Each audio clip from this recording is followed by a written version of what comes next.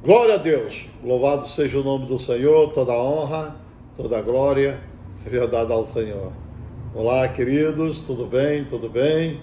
Obrigado aí pela paciência aí, pessoal aí lá da Sandra, pastor Geandes aí de Taquatiara, está ligado aqui conosco e que bom, né? Bom, a gente está mais um Tadel online, a gente, nesses dias eu tenho ministrado uma palavra sobre guerra de altares.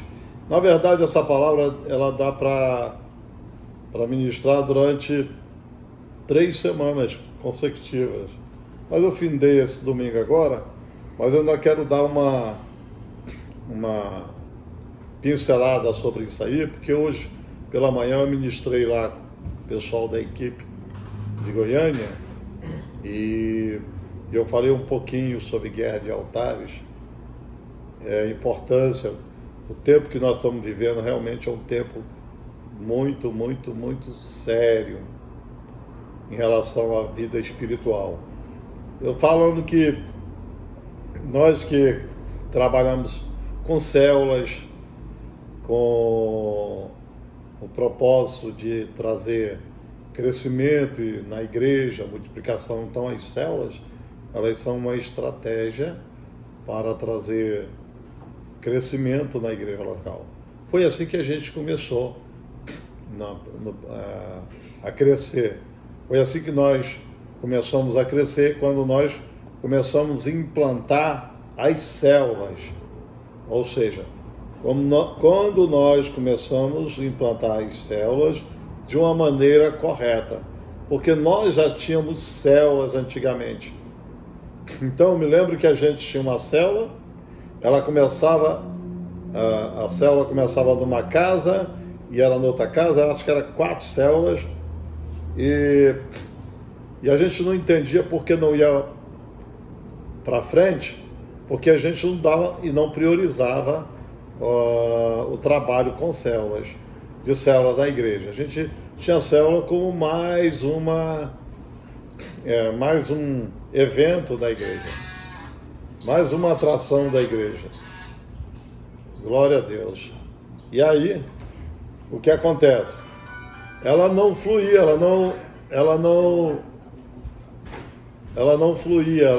as células não fluíam. A gente tinha a célula e a célula, o pessoal se animava a princípio e de repente, falei, meu Deus, por que será que a gente não rompe? Por que será que a gente não cresce? Por que será que as células não fluem? É porque nós estávamos, na verdade, fazendo a célula de uma forma inadequada. Primeiro, não tinha uma pessoa treinada da maneira correta. O que é um líder treinado da maneira correta? O líder de célula, ele tem que estar pronto, ele tem que entender que quando ele está liderando e vai liderar uma célula, ele tem que entender que aquela célula vai chegar em determinado momento que ela vai ter que multiplicar. Na medida que ela for crescendo, ele tem a célula para multiplicar. Sabe o que acontece? Às vezes tem líderes que começam com a célula, né, e vão ali trabalhando e tá ali aquele ambiente gostoso, todo mundo tem aquele louvor e aquele mover na célula, muito legal. E o líder acaba ficando muito apegado aos membros da célula. Já aconteceu em situações que a gente teve líderes de células que a gente fala assim, pessoal, tá na hora de multiplicar essa célula. Aí todo mundo fala assim, poxa, tá muito bom aqui, eu amo tanto o líder do Life Group, né? O Life Group é a célula, né? Eu amo tanto os membros, eu não queria me separar do fulano, da fulana, poxa, eles vão para outra casa, como é que vai ser? Interessante que é a mesma coisa quando você cria seus filhos, né? Já pensou? Você tem suas filhas e você fala assim, não, minha filha, não casa não, fica aqui com o papai, fica aqui com né? Fica aqui com a mamãe e tudo. Então, um dia cada um vai ter que procurar o seu rumo em termos de multiplicação. A mãe ama muito a filha, os filhos amam muito ao pai, mas quando vai chegar momento, quando chegar o momento da multiplicação da célula familiar, é inevitável. O cara vai dizer assim, olha, seu fulano de tal, eu queria casar com a sua filha. E a multiplicação da família. Agora, isso não quer dizer que o pai não vai ver mais a mãe, não vai ver mais, né? Vão estar sempre em contato. Assim é a igreja, por exemplo. Quando a gente multiplica uma célula, a gente multiplicou, muito legal. Só que a gente vai continuar ali sempre, todo mundo em família. E outra coisa, a geração tem que continuar. A geração, nós temos que dar continuidade à geração. De que forma? É uma outra coisa que é muito legal, que eu quero falar agora nesse momento. Por exemplo, se eu tenho uma célula, se ela está acontecendo bem dentro do padrão, como é que é o padrão? Onde o líder vai estar supervisionando, o líder vai estar trabalhando para que todo mundo seja acompanhado de uma forma correta, acompanhando o caráter dos membros das células através do discipulado, acompanhando como é que está a família, fazendo um bom acompanhamento, tendo o entretenimento periódico, tendo vínculos, criando muito vínculos. Então, olha só, e aí nós vamos começar a formar membros de células bem fortes, e dali vão surgir os novos líderes. Só que a gente tem que entender uma coisa, dessa célula que está sendo formada, nós temos que entender que essa célula, quando ela multiplica, ela tem que multiplicar com um código genético, com o mesmo código genético. Ou seja, a próxima célula, ela vai ter que ter as características da célula anterior, aonde o novo líder, vai aplicar tudo aquilo que ele aprendeu dentro da célula anterior. E dentro daquilo que o líder de setor, de área, distrito, rede e o pastor está passando. A gente sabe que a nossa responsabilidade é o quê? Manter e crer que as células venham ter muita qualidade. E as células, para ter muita qualidade, é claro que nós temos as estratégias, todo tipo de estratégia para a gente, dentro do processo, tem as células para o crescimento. Nós temos os GEs, as visitas, relâmpagos, visita de evangelismo, visita de oração, aonde o líder da célula pode estar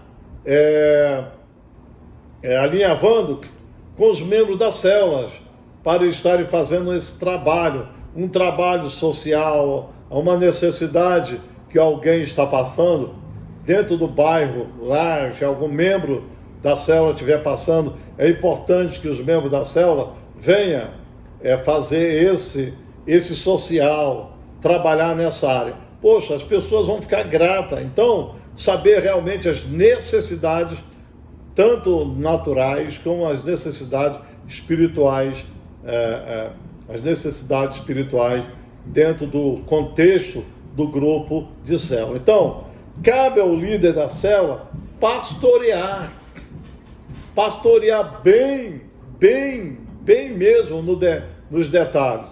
E quando ele fizer assim, é impossível, gente, a gente não multiplicar uma célula, a gente não ter a célula de qualidade, a gente não ter uma célula que cresce no padrão. Agora, a gente tem que entender que o importante é cada um ter vontade, determinação em fazer. Precisamos fazer a coisa acontecer. E quem vai fazer a coisa acontecer em relação à qualidade da célula é o líder da célula. Agora, o líder da célula, ele tem que estar nas reuniões principais, viu, pessoal? Por exemplo, um líder de célula, ele tem que estar no Tadel. Ele não pode ser um visitante de Tadel, esporadicamente. E ali no Tadel, que ele vai receber todos os mais detalhes em relação às células. E ali no Tadel, que ele vai ouvir as palavras, tanto de direcionamento, como também palavras de encorajamento. Isso é fundamental. E ele vai ficar atualizado. No Tadel, ele vai se atualizar sempre em relação às células. Por isso, o líder de célula, ele tem que estar, ele deve estar na célula. Eles têm que estar na célula.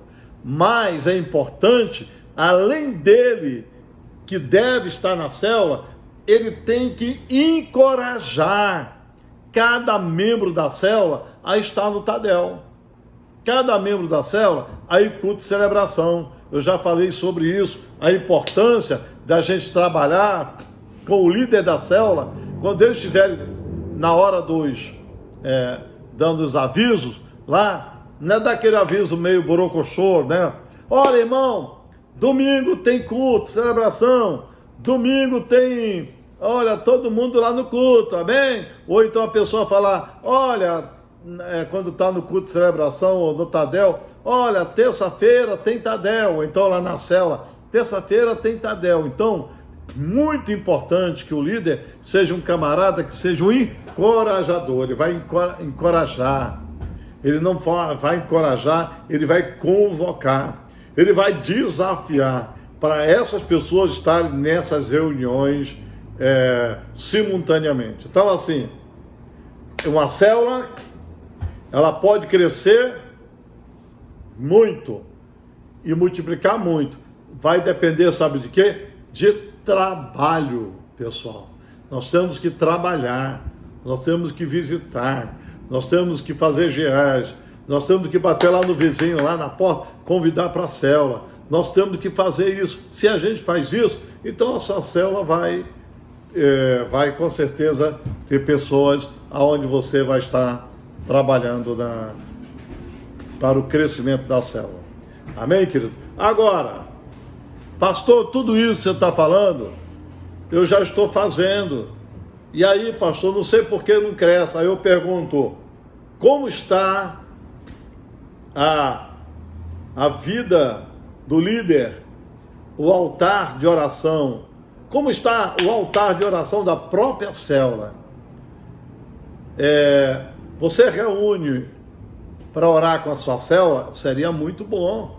É fundamental você fazer o líder da célula durante a semana, compartilhar. Vamos, gente, olha, tal hora todo mundo vamos estar orando pelo crescimento da célula, pela multiplicação da célula, fazer altares de oração.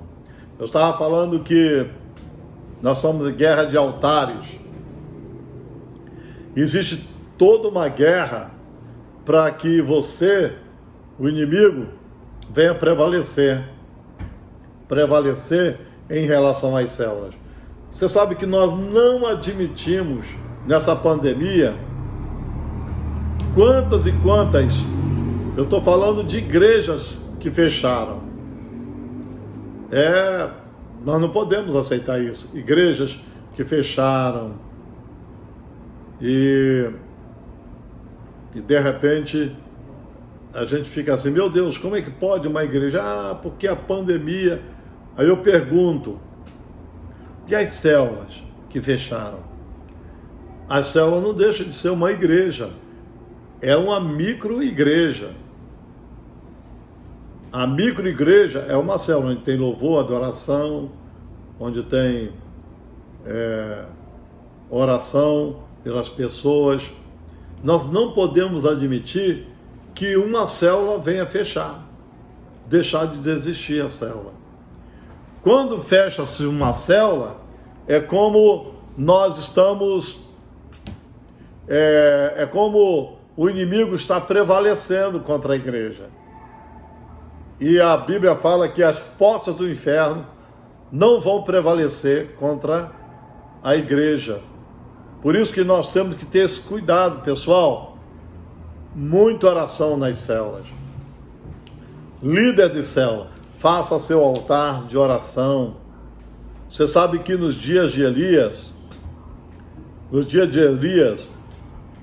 o povo estava cocheando entre dois pensamentos. O povo estava desesperado. Por quê? Porque o povo estava em dúvida de quem era Deus. O espírito de incredulidade estava a cada dia aumentando e crescendo no meio de Israel. Mas por quê? Porque os altares estavam caídos, os altares de oração. E eu quero dizer uma coisa: quando os altares estão caídos, se existe altar caído, altar em ruínas, significa que o inimigo vai prevalecer. E nós não podemos permitir que o inimigo venha prevalecer de maneira alguma. Mas nós temos que entender que essa luta não é carne, não é sangue. Essa luta, ela é espiritual. Essa guerra é espiritual. Por isso, o líder da célula, de setor, áreas, líderes, nós não podemos combater essa guerra e ir para o combate com as nossas forças carnais. Por isso que às vezes o cara lá, puxa vida, eu vou atrás de fulano, eu falo, eu chamo, eu faço isso, eu estou na célula, eu estou não sei aonde, e a coisa não flui. Sabe por quê? Porque a batalha é espiritual. Nós temos que amarrar o valente. A Bíblia fala que nós temos que amarrar o valente. Precisamos amarrar o valente. Como é que você vai amarrar o valente para saquear os seus bens? Através de oração, através do altar. E a Bíblia diz que o diabo, ele é valente. O diabo não é frouxo não, irmãos. O diabo é valente. Por que, pastor, que o diabo é valente? Que todos os dias, mesmo sendo um derrotado, ele gosta de apanhar. Entendeu? O diabo gosta de apanhar. Não é que ele não gosta de apanhar, ele não tem mais. Então, mesmo, já pensou aquele cara, já viu aquele cara, mesmo sendo um derrotado, mesmo não temos, sabendo que não vai vencer, olha, o diabo olha para o cristão, quem que ele vê? Jesus. Mas mesmo assim, ele ataca. Por que ele ataca? O projeto e o propósito dele é tentar desanimar, esmurecer, fazer com que você retroceda, com que você venha a desistir da célula, desistir até da sua fé, e nós não podemos fazer isso. Está entendendo? Então, assim como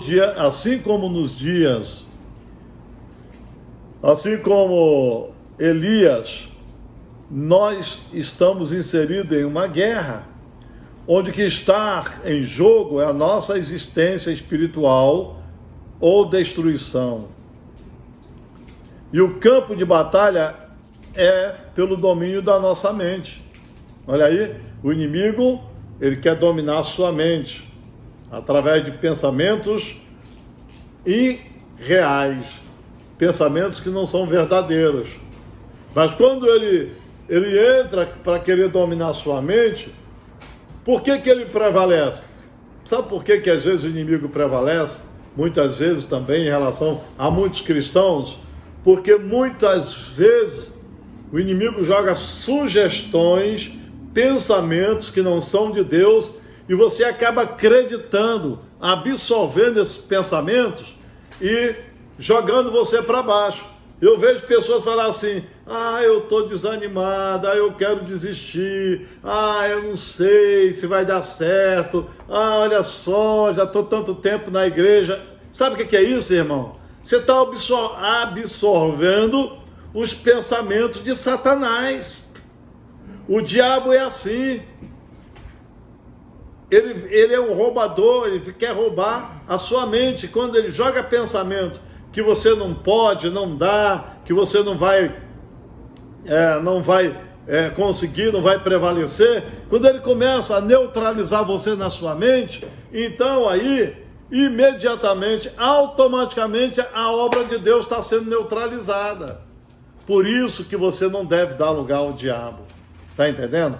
Por isso que a Bíblia diz, quando a Bíblia diz que Satanás é o Deus desse século, que cegou o entendimento dos incrédulos, isso significa que ele é a influência por detrás deste mundo caído e perverso. Ele rege esse mundo no que diz respeito ao seu modo de vida, contrário à palavra de Deus. Olha aí, né? Deus desse século, ele cegou em quê? O entendimento dos incrédulos. E uma vez, irmãos, que nós já enxergamos e estamos vendo a luz, nós não podemos voltar para a escuridão. E o projeto do inimigo é fazer com que você volte para a escuridão. De que forma, pastor? Cegando seu entendimento, mostrando na sua mente com pensamentos errados, pensamentos para tirar você do sério, pensamentos para tirar você do projeto de Deus. Por isso, meu irmão, preste bem atenção. Deus te chamou com um propósito. Deus te chamou para ser um líder de excelência. Não retroceda. Deus, ele não se agrada daqueles que retrocedem. Nós temos um alvo, e o nosso alvo é ganhar multidões para Jesus. E Jesus quer usar sua vida, sua casa, sua célula, sua família, seus discípulos. Jesus quer usar a sua vida. Por isso, vamos ganhar essa cidade de Manaus. Vamos avançar em Itacoatiara. Vamos avançar em todos os lugares, em todas as cidades de Manaus, do Amazonas. Porque essa é a vontade de Deus. Que Deus te abençoe poderosamente em nome de Jesus. Amém e amém, Jesus. Glória a Deus. Amém. Glória a Deus. Querido, você que está ouvindo essa palavra, se você ainda não tomou a decisão de entregar sua vida para Jesus, ou precisa se reconciliar com o Senhor, você tem a oportunidade de fazer agora. Você vai repetir comigo essa oração. Coloca a mão no teu coração e diga: Senhor Jesus, eu te recebo como meu Senhor e meu Salvador. Perdoa os meus pecados e escreva o meu nome no livro da vida. Amém? Glória a Deus. Se você fez essa oração e você realmente estava entregando sua vida para Jesus, se reconciliando, procure um líder de célula, procure alguém, procure a igreja, para que a gente possa saber e lhe acompanhar nessa caminhada com Jesus, tá bom? Amém? Glória a Deus. Eu quero te dar uma palavra também acerca de oferta, de dízimos. Provérbios capítulo 3, versículos 9 e 10. Provérbios 3, versículos 9 e 10, tá? Diz assim: honra ao Senhor com os teus bens e com as primícias de toda a tua renda. Então se encherão de trigo os teus celeiros e transbordarão de vinho os teus lagares. Ou seja, a bênção de Deus vem sobre a tua vida quando você honra o Senhor, quando você é fiel nos dízimos e nas ofertas. Então, mesmo você nesse Tadel online, mesmo aí você pode honrar o Senhor com teus bens, com tua renda. Você pode agora mesmo, ó, aqui tem o Pix, né, da igreja, que é o CNPJ, tem o e-mail da igreja, tem o QR Code, que você pode, aí aponta seu celular direitinho E aí você pode fazer essa transferência. Não deixe, não fique de fora não, querido. Mesmo que você não esteja no Tadel presencial. O ideal é que você esteja no presencial, né? Na próxima terça-feira já esteja no presencial, isso é muito importante. Mas, enquanto isso, você pode estar fazendo o depósito, a transferência, um Pix, né? Do seu dízimo, da sua oferta, ou até mesmo providenciar que traga aqui para a igreja, né? Então faça isso em nome de Jesus, tá bom? Vou orar, aí em seguida você vai fazer a tua parte aí, né? Pai amado, nós te louvamos por cada dizimista, cada ofertante, cada um dos teus servos, Pai. Queremos abençoar a sua vida financeira, declarar, Pai, 100 vezes mais sobre a sua casa, o milagre nas suas finanças acontecendo, em nome de Jesus. Amém. Aleluia. Glória a Deus. Amém, querido. Olha só, próximo domingo nós teremos culto de Santa Ceia. Próximo domingo é Santa Ceia. Não fique de fora, venha, traga a sua família. Se você tem uma criança para ser consagrada, nós sempre fazemos isso no domingo de Santa Ceia. Então já traga a sua criança, tá bom? É importante você estar conosco no presencial, nos nossos cultos. Temos culto 8 da manhã, 4 da tarde e às 18 horas. Amém? Glória a Deus. Que a graça e a paz do Senhor Jesus Cristo, que o amor do Pai e as doces consolações do Espírito Santo estejam com você, com a sua família, com a sua célula, em nome de Jesus. Amém.